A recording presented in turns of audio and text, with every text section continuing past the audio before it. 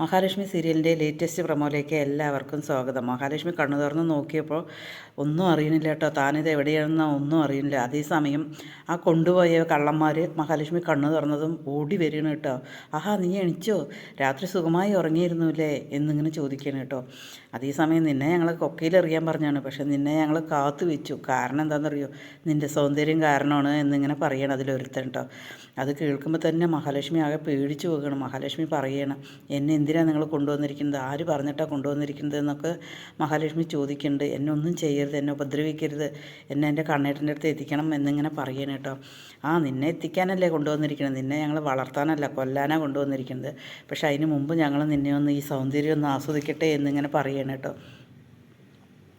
അതേസമയം കള്ളന്മാർ മഹിയെ പീഡിപ്പിക്കാൻ ശ്രമിക്കുകയാണ് കേട്ടോ. മഹി ചെറുത്ത് നിൽക്കുന്നുണ്ട് കേട്ടോ. മഹി അവരെ ഉന്തും തള്ളും എല്ലാം ചെയ്യുന്നുണ്ട്. മഹി ആവുന്നതും ശ്രമിക്കുന്നുണ്ട്. അതിൽ നിന്നൊരു സാധനം കിട്ടി, ഒരു വടി പോലത്തെ സാധനം കിട്ടിയിട്ട് മഹി അതെടുത്തിട്ട് എറിയാണ് കേട്ടോ. എറിഞ്ഞതിന് ശേഷം മഹി ഡോറ് കാണുകയാണ്. മഹി ഡോറ് കണ്ടിട്ട് ആ ഡോറിനകത്ത് കൂടെ മഹി അങ്ങനെ ഓടുകയാണ് കേട്ടോ. പ്രാണരക്ഷാർത്ഥം ഓടുകയാണ്. ഈ കള്ളന്മാർ പിന്നിലും ഉണ്ടാവും കേട്ടോ. നല്ല മഴയായിരിക്കും, അതൊന്നും കണക്കാക്കാതെ മഹി ഓടിപ്പോവുകയാണ്. റോട്ടിലെത്തിയപ്പോഴേക്കും മഹി ആകെ ഓടി ക്ഷീണിച്ച് വീഴുകയാണ്. കാരണം പിന്നിലും കള്ളന്മാരുണ്ടല്ലോ. അതേസമയം ദേവിയുടെ ചൈതന്യമുള്ളതാണ് മഹാലക്ഷ്മി എന്നുള്ളത് സത്യമാണ്. അതേസമയം മഹാലക്ഷ്മി വീണിട്ടിങ്ങനെ നോക്കുമ്പോൾ ഒരാളായിരിക്കും മഹാലക്ഷ്മിയുടെ മുൻപിൽ നിൽക്കുന്നത്. ആരാണെന്നോ എന്താണെന്നോ മഹിക്ക് അറിയില്ല. മഹി രക്ഷിക്കണമെന്ന് മാത്രമേ പറയുള്ളൂ. ആ ആളാണ് നമ്മുടെ മഹിയെ രക്ഷിക്കുക. അതേസമയം കണ്ണൻ ഇങ്ങനെ വിഷമിച്ച് നിൽക്കുകയാണ് കേട്ടോ. എന്താ പറ്റിയത്, എന്തോ പറ്റിയിട്ടുണ്ട്. അല്ല പറഞ്ഞു കഴിഞ്ഞാൽ എന്തായാലും മഹി എണീച്ചതും എന്നെ വിളിക്കാം, എന്തായാലും ഞാൻ പറഞ്ഞതാണ് അവളോട് പോകരുത് എന്ന് പറഞ്ഞതാണ്, അവൾ കേട്ടില്ല.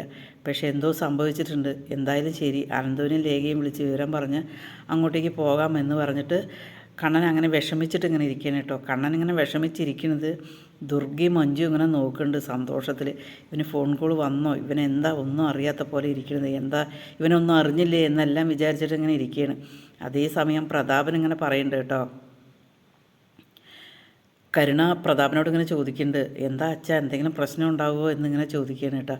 അതേസമയം കരുണയോട് പ്രതാപൻ പറയുന്നുണ്ട്, എന്താടി കൊല്ലാൻ കൊടുത്ത ആളെ പിന്നെ നീ എന്തിനാ അന്വേഷിക്കണം, അവളെ ഇപ്പോൾ കൊക്കയിലേക്ക് വലിച്ചെറിഞ്ഞിട്ടുണ്ടാവും, അതിന് 100% ഉറപ്പാണ് എന്നിങ്ങനെ പറയണം കേട്ടോ.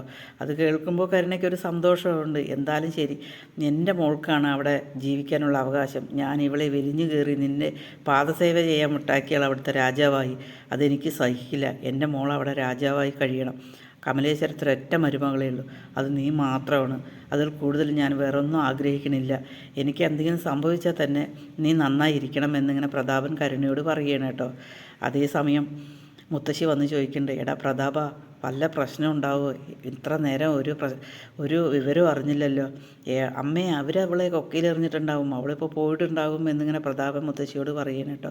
മുത്തശ്ശി അത് കേൾക്കുമ്പോൾ പറയുന്നുണ്ട്, എടാ കണ്ണൻ വെറുതെ ഇരിക്കില്ല, എന്തായാലും കണ്ണൻ ചില്ലറക്കാരനല്ല, അവൻ വീൽ ചെയറിൽ ഇരിക്കണു എന്നേ ഉള്ളൂ, അവന് നല്ല ബുദ്ധിയും കാശും എല്ലാം ഉണ്ട്, അവൻ അതുകൊണ്ട് എന്തെങ്കിലുമൊക്കെ പ്രശ്നം ഉണ്ടാവുക, ഞാനും കൂടി പെടുവോടാ ഇതിൽ എന്നിങ്ങനെ പ്രതാപനോട് മുത്തശ്ശി ചോദിക്കുകയാണ് കേട്ടോ. അതേസമയം മുത്തശ്ശിയോട് പറയുന്നുണ്ട്, എന്താ അമ്മയ്ക്ക് ഇത്ര പേടി, എന്തായാലും രണ്ടിലൊന്നേ നടക്കുകയുള്ളൂ, എന്തായാലും ഞാൻ തയ്യാറാണ്, എന്നെ വന്ന് പോലീസുകാർ അറസ്റ്റ് ചെയ്തോട്ടെ, അത് കുഴപ്പമില്ല, എങ്കിലും എൻ്റെ മോള് നന്നായിരിക്കുമല്ലോ എന്നിങ്ങനെ പ്രതാപൻ മുത്തശ്ശിയോട് പറയണം കേട്ടോ. അത് കേൾക്കുമ്പോൾ മുത്തശ്ശിക്ക് ആകെ വിഷമമാവുകയാണ്. കാരണം എന്താ വെച്ചാൽ മുത്തശ്ശിയെ ഇനി പിടിച്ചുകൊണ്ട് പോകുക എന്നുള്ളത് ഒരു തോന്നൽ മുത്തശ്ശിക്കുണ്ട്.